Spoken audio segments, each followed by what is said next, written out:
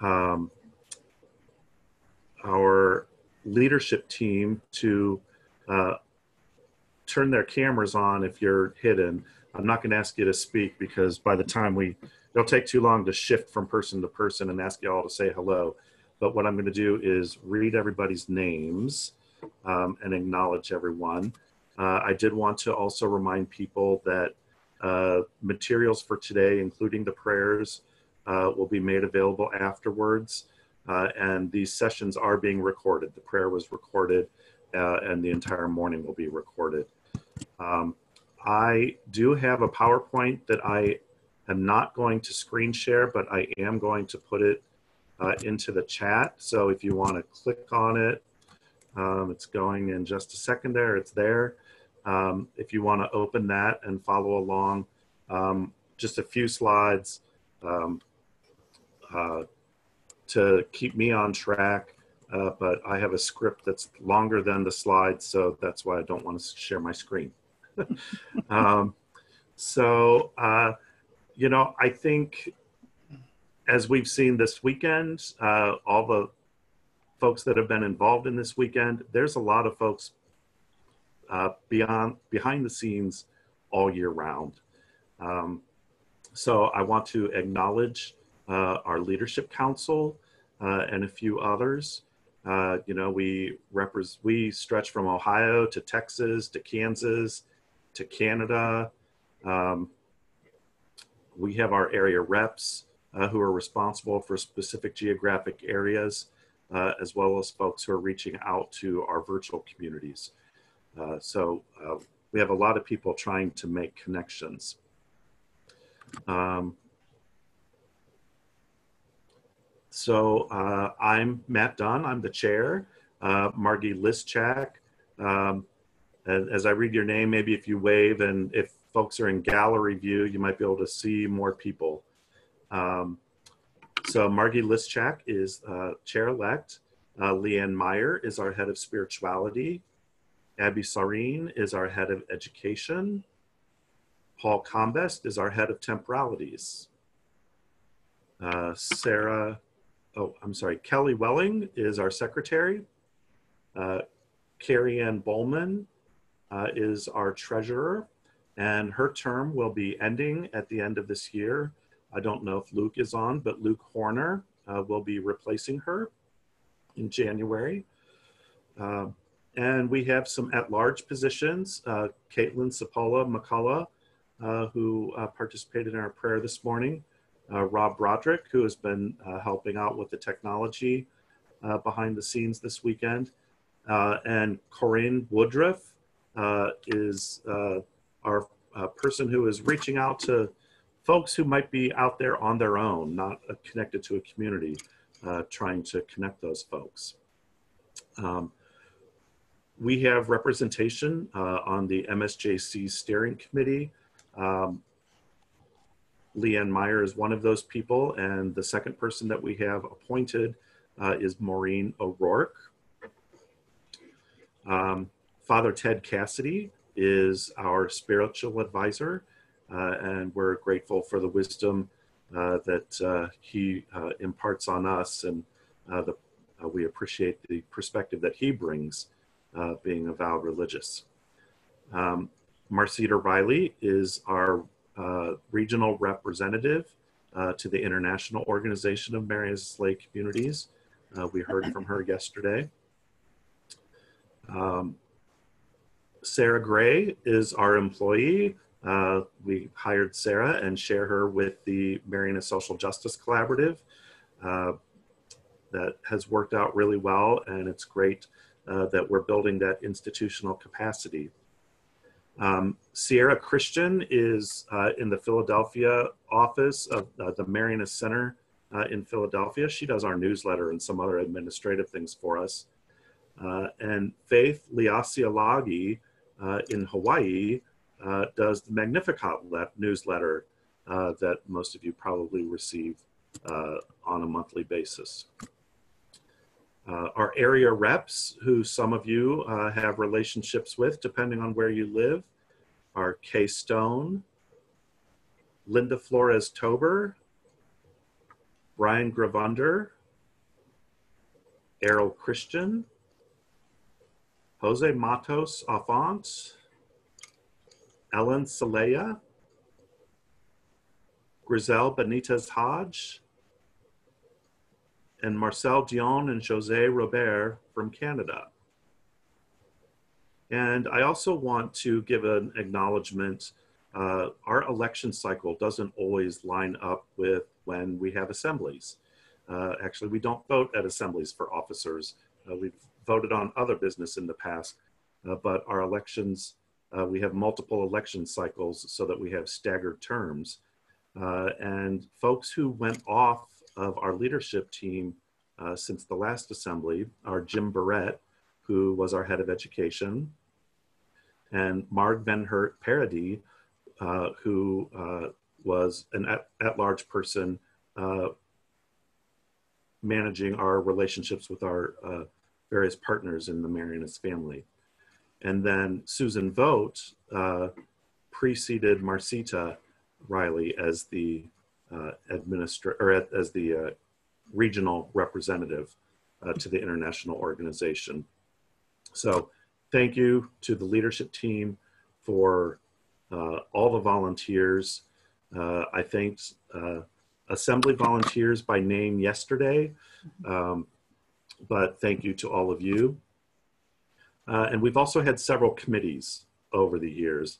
And I just want to thank everyone who's been a part of everything that we've done to get where we are in service to the church and the Marianist family, sharing your time and gifts. So thank you to all of you. And I'd also like to point out that, you know, we are all volunteers. We all have day jobs, and it's amazing what we can get done when we all work together. And for some of us, we're doing enough that it sometimes seems like a second job. And some people give above and beyond, and I just want to acknowledge that, you know, not only are we volunteers, but some folks also, in addition to giving their time, give of their financial resources as well to make certain things happen. And an example of that is the International Assembly, where we send delegates to the International Assembly, wherever it is. And more often than not, those delegates are picking up their own costs. And I'm very grateful for that. And as an organization, we try to reimburse as much as we can. But also as an association of the faithful, as an official organization, we should be sending people and covering those costs. But I appreciate their generosity, and I'll be talking a little bit more about money in a few minutes. If you have the slide deck, there's a slide called Census and Update. We have spent the last couple years harassing people, really. So reaching out to people multiple times, multiple ways, phone calls, emails, personal contacts, to really try to get a hold of everybody that we can possibly get a hold of. It's important as an association of the faithful that as an association, we know who our members are and that those members are documented. And so we do have a database. We know that people move, we know people change email addresses and phone numbers and things like that. And it's hard to keep up with people, but it's also hard to know sometimes if a community is even active. And what we have learned in these last few years is that we have been carrying people on our rolls and communities who are no longer active. And they've either told us that they're not active or they've not been responsive. So the quick update, and it's all there on the slide for you, we have 57 active communities. That 57 is down from what we were boasting at one time being 100 to 120 communities. I do have to say that we have 19 that are unknown that have not gotten back to us, so it's possible numbers could go up. But we also have communities that are forming. We have ministries that are forming communities. We have lay folks who are forming communities, and we have vowed religious who are forming communities. And I'm grateful for that. And we've seen those communities come online, continue to come into the family, and we try to give them recognition in the newsletter when that happens. But we have a couple a year that it seems like make a commitment. The average size of a community is 12. We have 706 active members, and that is down from a number that we used to say hovered between 1,200 and 1,500 people. So as a snapshot, what I've just presented today is where we are at with who we know to be identified as lay Marianists and Marianist lay communities here in the United States. Our constant contact email list has over 2,500 people on it. That includes vowed religious, it includes friends of the Marianists, it includes people all over the world who just want to know who we are, what we're doing, and all of that other good work. So, so that is where we are as a community, as an update. Our census can hopefully be more current, done in real time. Thank you to those who might have given over the weekend and also throughout the year. The database, we used to have a third-party database where we would make donations online, and then we'd get a check and then a printout of people who made those donations. Now that database, the donation software is integrated with our membership software. So when you log in with an email address, when you make a donation, every time you update your information, that's happening in real time. So we appreciate when you all take those steps.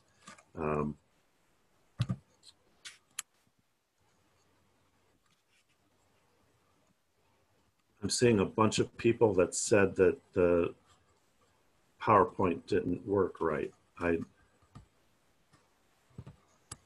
need to open my screen here. Can people nod or up or down or yes or no? Or okay, I'm seeing a lot of thumbs up. Okay, all right. So hopefully that got worked out. Thank you. So going on to the next slide. And I'll say as I go into this, because this is one of my lengthier slides, even though there's only 4 points.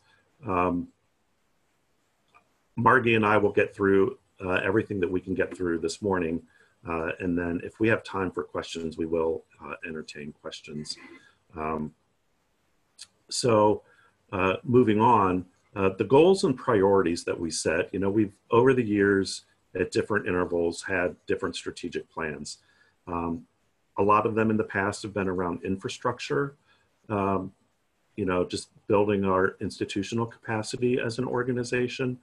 But we also have a ministerial aspect, and that's something that we've been a lot more focused on in recent years. And our goals and priorities dovetail with the international priorities for lay communities. One of the things that happens at that international assembly is that leading up to it, lay communities from around the world can submit suggestions on things that we could and should be doing. And those get prayed about and discussed and distilled and narrowed down. And in 2018 in Seoul, South Korea, we identified 4 goals or 4 goal areas. And those were formation, young adult engagement, service to the poor and marginalized, and sustainability of the lay branch. So what I'd like to do is spend a couple minutes on each of those. Formation, we've all come into the Marianist family in different ways and through different programs, through universities, through invitation to community, joining a MLC, going through the affiliate program, and other ways. And there was a program called the Marianist Lay Formation Initiative that brought folks together for an opening retreat, and then there were monthly virtual meetings, and then the closing retreat, and that is not being done anymore. And what we have found is that we need something to be happening at the local level. And there's still a value in doing the broader work and making sure that people are connected to other people in the family across the country. But we enlisted the support of some folks who comprised a committee. And then there were also a couple lay communities specifically that said, you know, we want to welcome new members. How do we do that? And another community that said, well, we do welcome new members, and this is how we do it. So some representatives of those communities and some other folks who made up a committee came up with some processes to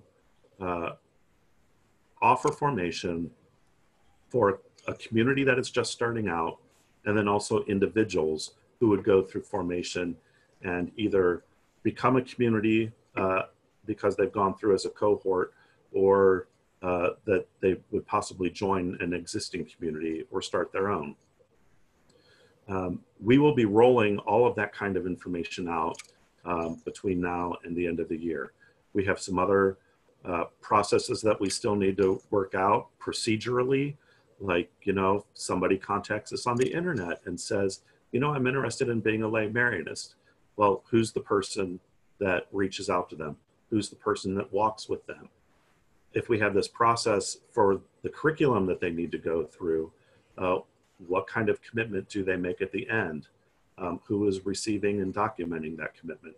So we have the middle piece. Now we're working on the bookends, and then we will have a full-fledged process for welcoming people into the Marianist family as lay Marianists. So I'm excited about that. I hope you are too. It's something that folks have been asking for, some clarity around that. So we're excited to be able to be offering that. Young adult engagement. At the international level, the statement that they made was that for young adult engagement, we want to promote and encourage activities for and with young adults and hold meetings with them at regional and international levels to live out an experience with Jesus through the Marianist family. And I have to give kudos to the Society of Mary here. You know, I think that the Life program and the family retreat centers, those programs are designed to meet that need, even before it was articulated as a need by us as lay folks. But there's obviously more that we as lay folks can be doing. And one of the reasons that we chose to have the assembly in San Antonio this year, Katie alluded to it yesterday, was that we were going to do it in combination with the 50th anniversary of the Life program. So we realized that there is a role for us to play as laity in making sure that young people are formed in the Marianist charism.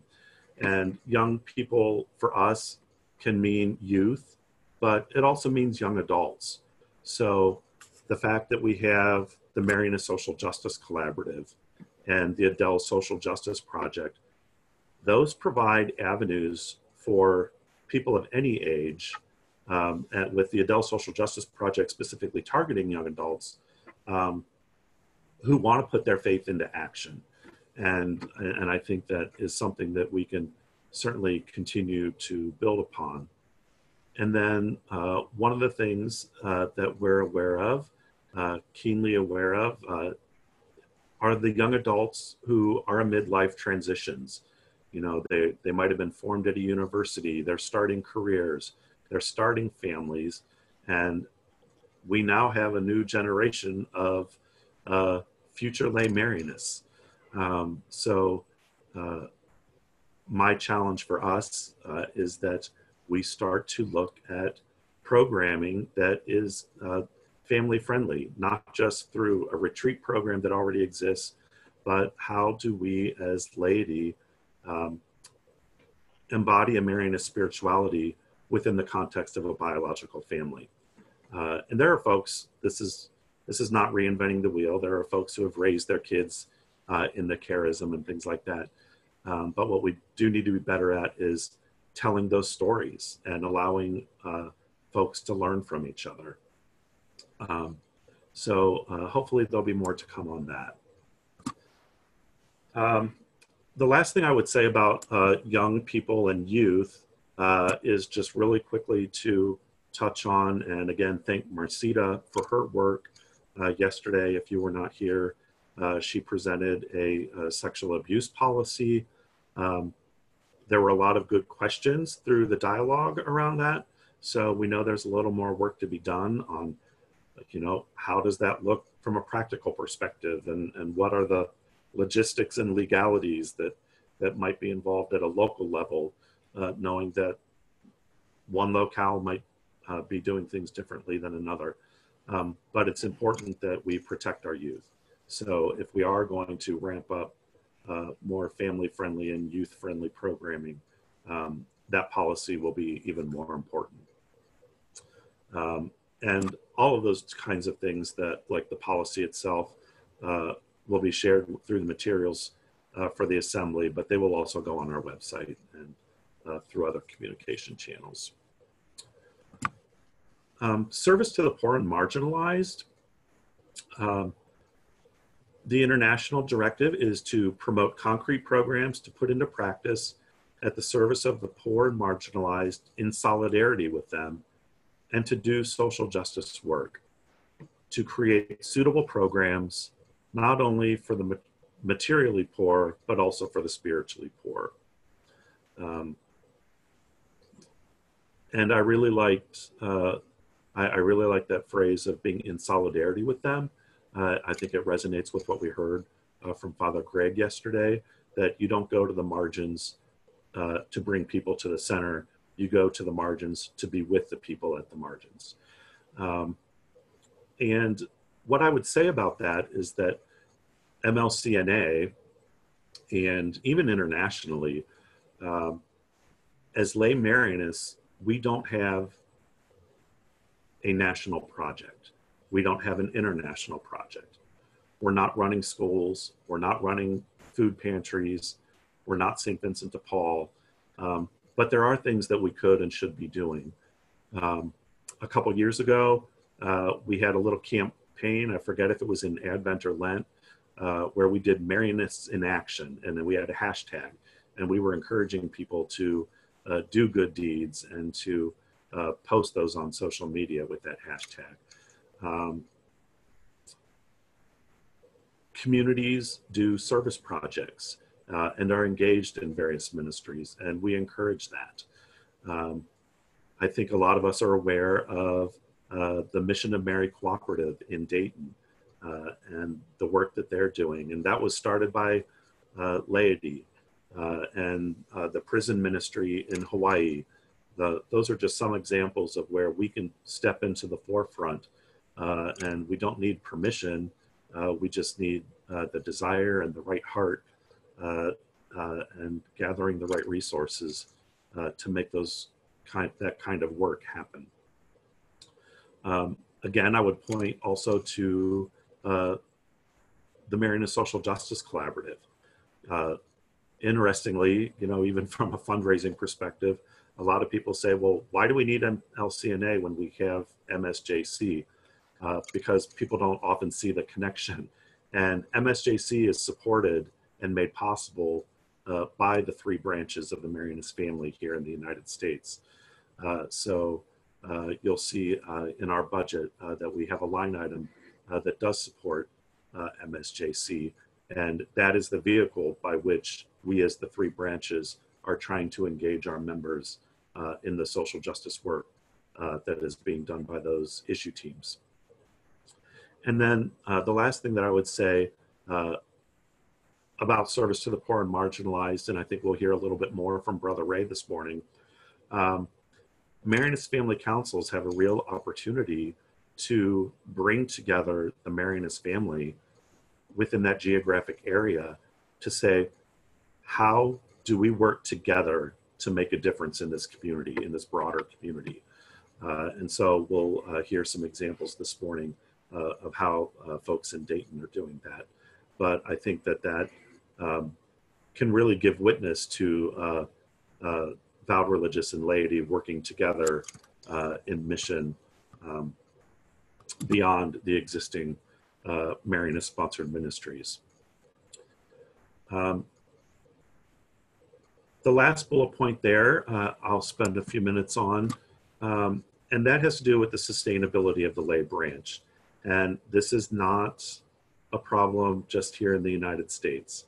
In the United States here, you know, I think we're blessed to be building some institutional capacity. We have an employee. The international organization does not have an employee. Other countries do not have an employee. But we need that kind of capacity. And we need to strengthen the sense of belonging to the global MLC and achieve the commitment of lay Marianists to support the work of the broader Marianist family, specifically within the lay branch. We do an annual appeal every year, and you know, we always are challenged by that. And some people, as I just alluded to with the MSJC example, some people don't understand the value of giving to MLC-NA, and that is something that we need to be better at communicating about. And we often have, as a leadership team, we struggle with, do we ask for contributions? Do we charge dues? You know, a lot of it is in the language and how you ask, and also being accountable for how we're using it, or saying what the money will be used for, because people want to give for a purpose. They don't understand everything that happens behind the scenes. And I think one of the things that is challenging about calling it dues is that we don't buy grace, and we don't buy our way into the Marianist family. But as an association of the faithful, I think it's reasonable to expect support for the association by its members, particularly as we endeavor to grow and offer more programs and formation opportunities. And one of the things that I think about, I've used this image with other folks, is that if we were to think about an inverted pyramid, I can't do it, an inverted pyramid, can't do it with my hands, where we as an individual are at the bottom of that triangle, and then our lay community is the next layer, and then the national organization is the next layer, and the international organization is the next layer. Each layer needs to support the layer above it.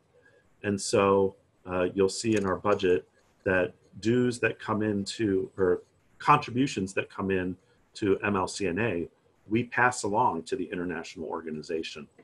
The international organization in several documents refers to laity giving at least 1 hour's wage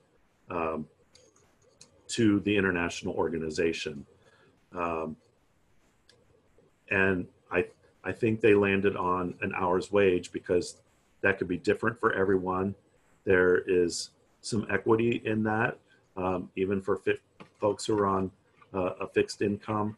If that were prorated by the hour, what would that look like? And you know, it's never easy to talk about money, but the funds that come into MLC-NA, you'll see that we have that line item for the international organization, and what we give them proportionately per capita across our membership does not come anywhere close to what we should be giving. And it also doesn't come close to what other countries are contributing. And our membership is bigger than theirs.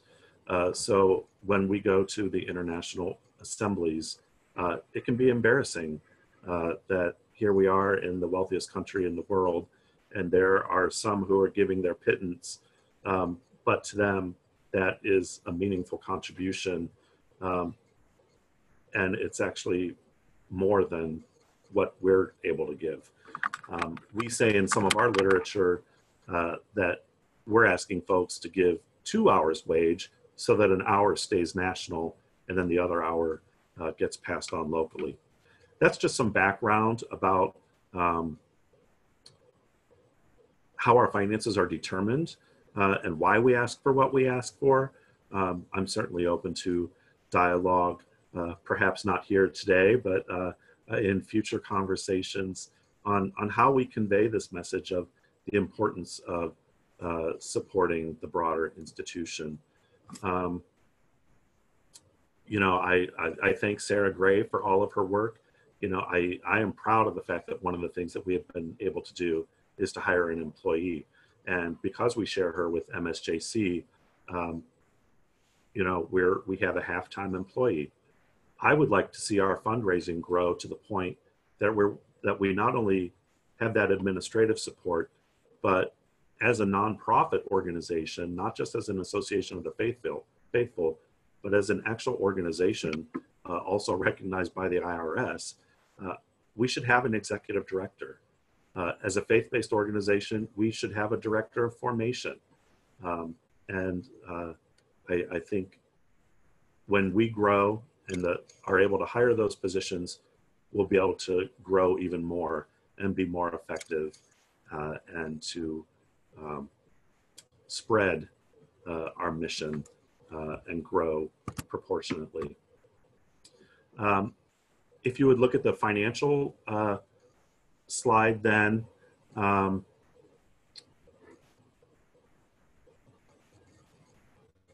you'll see our revenue and our expenses. Those are our line items. It's not very complicated. It does look like we brought in a little bit more than we spent, but I'm going to go over some nuances around the budget.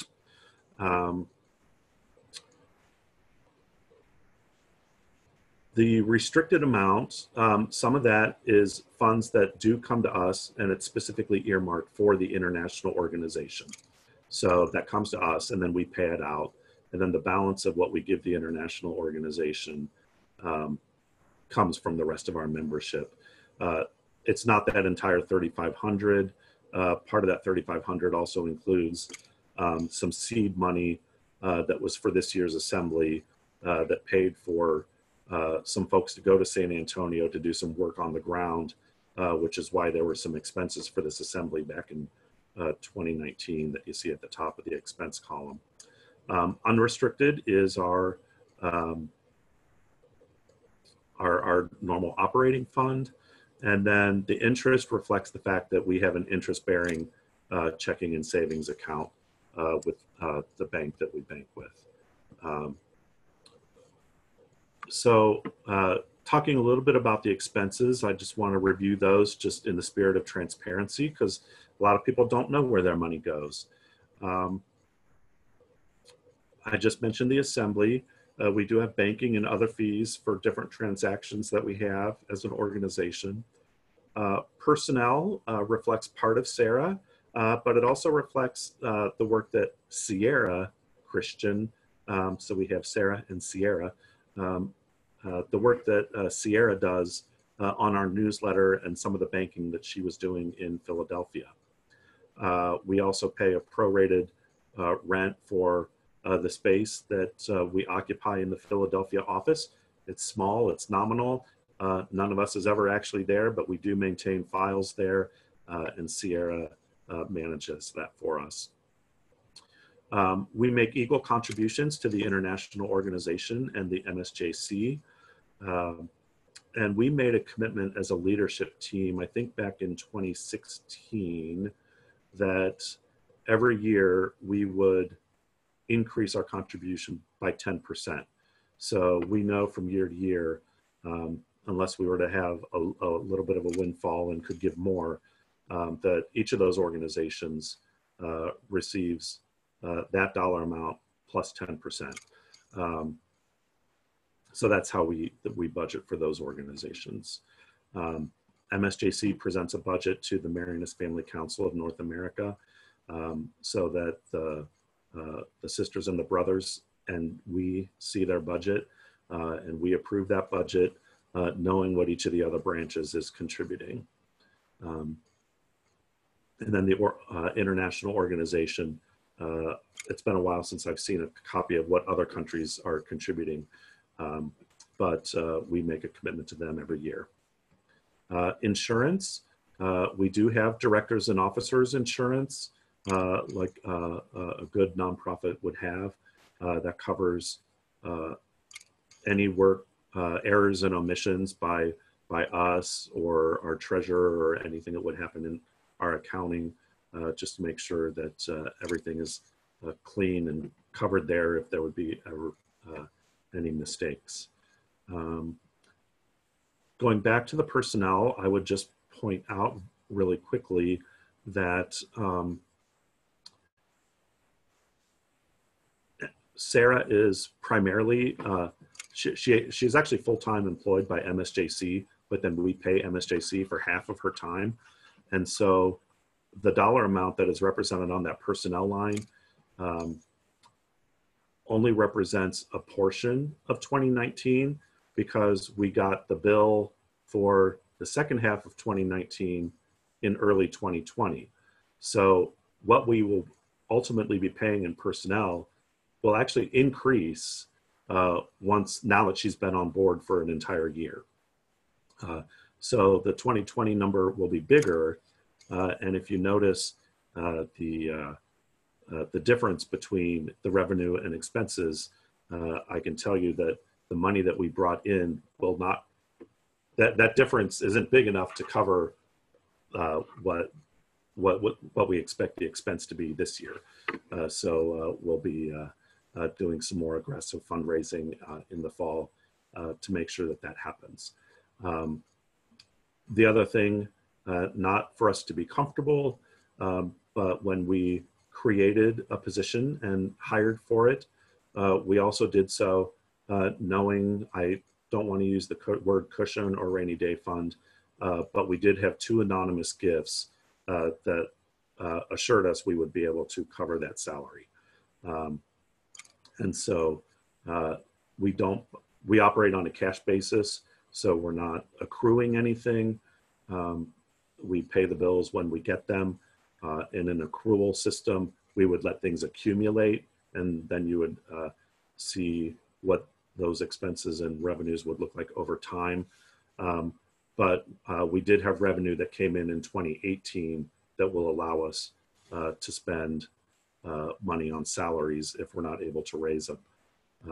But that is not an excuse to not be raising it.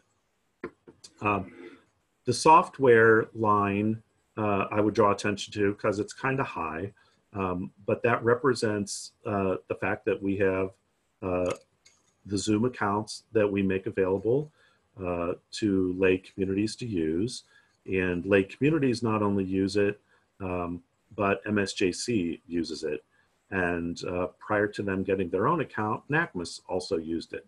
So we're happy to be providing that as a service, and that is money certainly well spent, but it is money because Zoom accounts don't just happen unless you want it to be for a meeting that's 40 minutes or less and has limitations.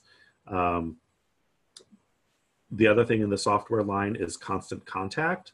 And again, we share that account with MSJC. We do a lot of that kind of work to lessen the burden on both organizations. And then our bookkeeping system is QuickBooks Online. So those are the different types of software programs that are all rolled into that line. I think that's all I have to say about the budget. I wanted you to be able to see it. That's where we ended up with 2019. Our budget is small enough that we don't have to do the 990 for the IRS. We submit a postcard. I think organizations under $50,000 can do a simple postcard mail-in.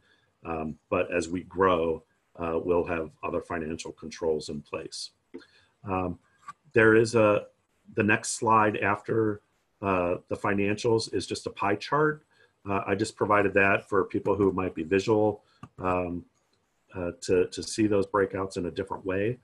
And the last thing that I would say about the budget is that, you know, I gave that example of either the 1 hour wage or the 2 hour wage. If 700 people who we show in our database each gave $50, we'd raise $35,000.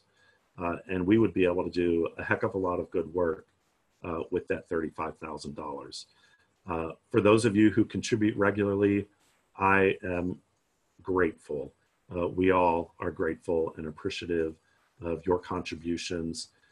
We have folks who contribute regularly on an annual basis. Some are so regular they give before they're even asked. And then one of our features within our system is to do recurring gifts. And we have some folks who choose to give monthly.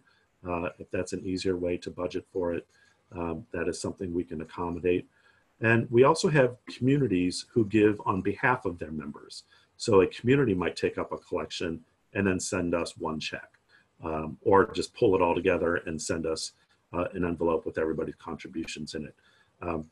We're able to handle it all those different ways. But thank you to all of you who make all of the good work possible that happens year round. And then certainly the assembly is its own standalone event.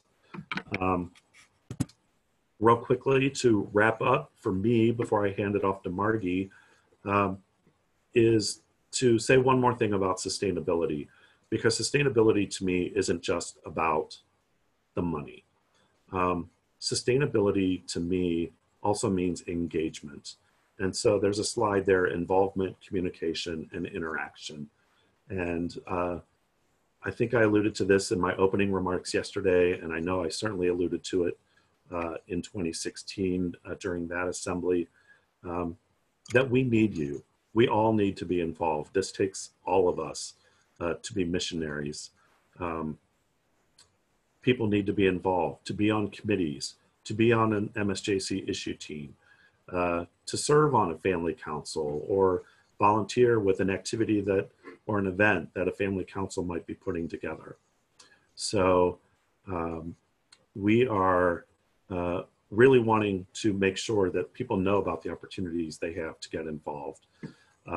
We also want to increase our communication and the way that the Leadership Council interacts with our members, but also in terms of how members interact with each other. You will see in the next couple months, we will be rolling out a new brand, if you will. We have had a new logo created and colors. We will be having a new website. We will still be a part of Marianist.com because that represents the Marianist family here in the United States. But what we were hearing from our members as lay Marianists was, we don't know where to go to look for things. So what we want to do is create a website specifically for lay Marianists, and that website is probably 98% finished.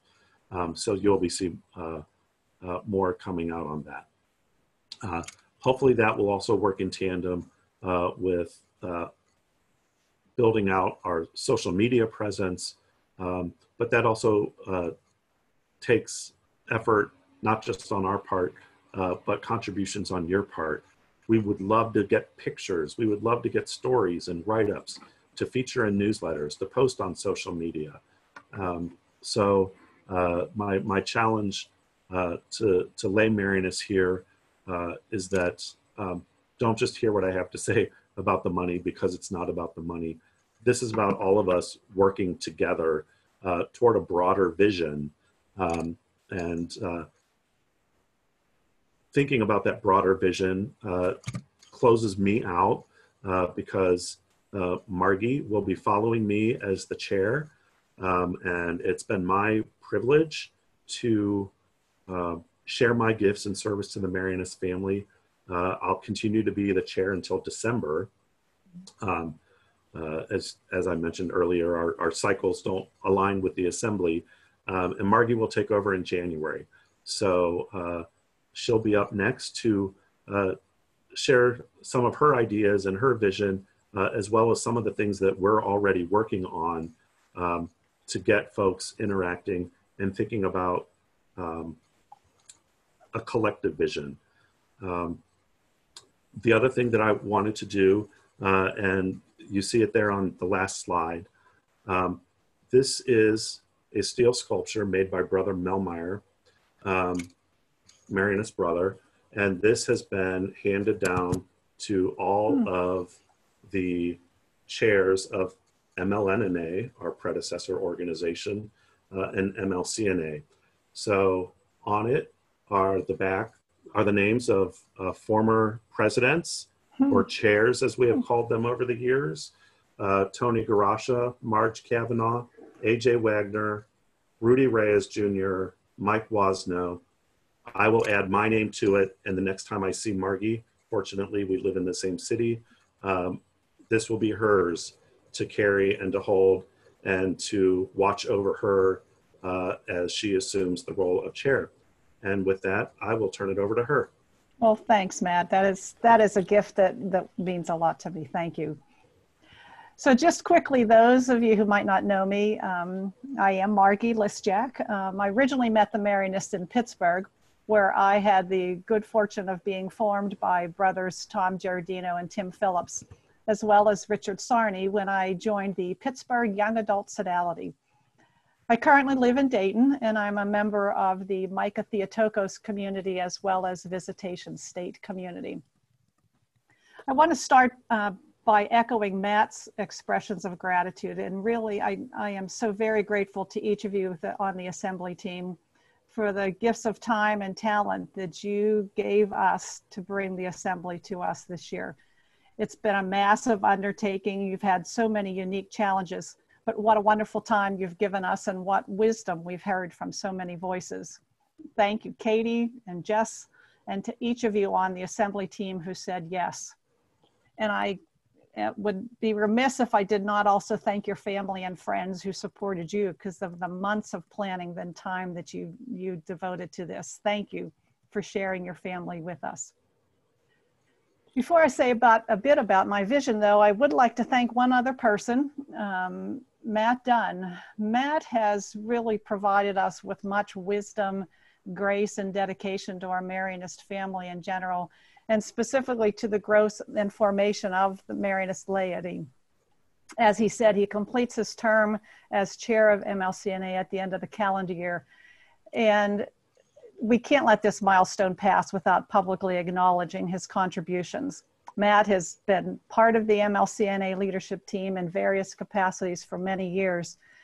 And he built upon and continued the deep tradition of our previous chairs to create a foundation for taking on our missionary role in relationship with others and with Mary as our model. Matt has called us to grow and develop our identity, has formed us to become strong partners with the Society of Mary and the Daughters of Mary Immaculate, and sends us out together to bring Jesus to our world. Matt, we are deeply grateful for the blessings you've been for us. Now, we're going to miss you on the leadership team at the end of the year, but we know we will not let you get away, that you will continue to be a presence among us. We wish you the grace and peace that comes from seeing your vision for MLC-NA continue to move forward. Thank you, Matt. So I was asked to say a bit about my vision for MLC-NA, and I must admit, this makes me very nervous. While discerning the decision, though, to accept the invitation for the chair-elect position, I did continually return to the theme of the 2016 assembly to say, yes, God. Because of the great good work that our previous chairs have done to develop a stronger presence within the Marianist family and become true partners in Chaminade's vision and Mary's mission, I felt it was important to take take this step forward, step out of my own comfort zone, because this is a time when our voice is sorely needed. Our mission requires that each of us steps beyond our comfort zones to take on this good work. So I see in MLC-NA where, like Chaminade, we provide a structure for communication and interaction, collaboration and service, and discernment and formation to engage individuals and communities in Mary's work as missionaries. Like Adele, MLC-NA, we can help provide resources to connect us using current technologies to support, encourage, and pray for and with one another. I can truly say how grateful I am for Zoom, Google Chat, meeting rooms. Can you imagine how our assembly would have been if we did not have it, and how our correspondence have been these past many months without it? Like Marie-Therese, we are present in our local areas, working in relationship with those most in need. We have, and we must continue to be, present with our neighbors during these social, political, and public health challenges at this time. And this is especially important for us in this time and in our place. We must step outside the walls of the buildings in which we worship to integrate what we believe with how we live. Together in community, our interactions and relationships we build take on a holiness in the presence of God. As Marianists, we bring a unique gift to the church today that is deeply relational, highly intentional, and keenly present to the individual person in their time and their place. We are called to take on with great enthusiasm Mary's mission of nurturing the good but difficult work of bringing Jesus into our world. This vital work must meet our neighbors where they are, listening deeply and openly, walking with and beside, and loving with a heart opened wide. One of our challenges as the MLC-NA leadership team, and Matt alluded to this, is we cannot move forward without you. As Chaminade taught us with the Bordeaux Sodality, the work of building the Marianist family demands precious time and needs the gifts of all members, lay and religious, working together in our common mission. It is my hope and my deep desire to build a vibrant and faith-filled community of communities whose members commit to lead and be present for difficult conversations, stand in solidarity with those who suffer injustice, protest and challenge cruel and unjust treatments of our neighbors, and work to bridge the gaps in policy and structures that separate us from each other. I see our members as part of community-based models for partnering with our neighbors that will abound throughout the country wherever our passions meet the deep needs, modeling programs like the Mission of Mary Cooperative and the Prison Ministry in Hawaii. I see lay Marianists who met us initially in college now connect actively with one another to form new, deeper, and stronger relationships in ways that built on their original commitment.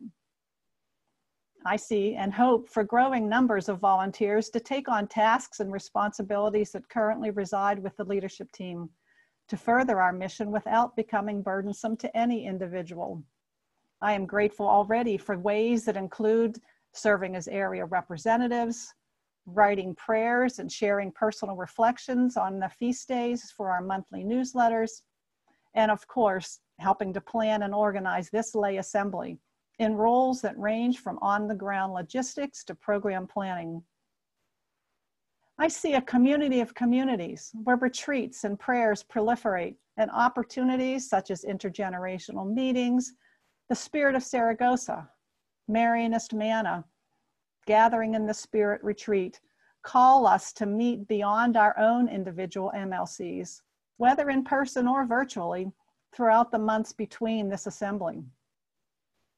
I see programs to form new leaders that are filled to capacity, and leadership development within and among our members in local communities and family councils that is formational, seamless, connected, and vibrant as newly developed leaders transition into greater involvement and responsibility within the Marianist family. I envision a vibrant and faith-filled community of communities where persons interested in religious life as Marianist laypersons, sisters, or brothers sit within the same room for some initial and ongoing formation programs that are created and offered jointly by both Marianist lay and religious. And I see Marianist family councils present wherever Marianist religious and lay members reside, living and working as a discipleship of equals in visible and tangible ways. MLC-NA can help to provide, refer, and create resources and tools to connect persons and communities from their first introduction to the Marianist charism through initial and ongoing formation as they become interdependent with the larger Marianist family and as we each bring Christ to life in this world. Today, the MLC-NA Leadership Council announces a new initiative for all lay Marianists and Marianist lay communities. With details to be shared in August, we ask you to join with us in a year of shared discernment to deepen our understanding of our Marianist charism and to intentionally connect with other lay Marianists throughout North America. To be launched on September 8th, the Nativity of the Blessed Virgin Mary, this year-long initiative is designed to help us focus our reflections and conversations about what it means to be a lay Marianist within a Marianist lay community. The International Organization of Marianist Lay Communities in 2016 defined a lay Marianist as one who knows, commits to, and lives the Marianist charism. With the help of several teams of lay members throughout the country, 5 fully developed modules have been created for an integrated program that will unfold throughout the year, with a new focus introduced every 2 months. As we proceed through each module, there will be occasions for prayer, private reflection, discussion, and action, as well as opportunities to meet with another lay member or another community down the street, outside our state, across the continent, to share our stories and insights. The Leadership Council is committed to listening carefully and intentionally to your experiences, needs, and hopes for the future of the Marianist family. Your reflections throughout this process will help guide us forward as we identify collective goals and offer more opportunities to support one another as we read the signs of our times to live lives of action inspired by our Marianist charism.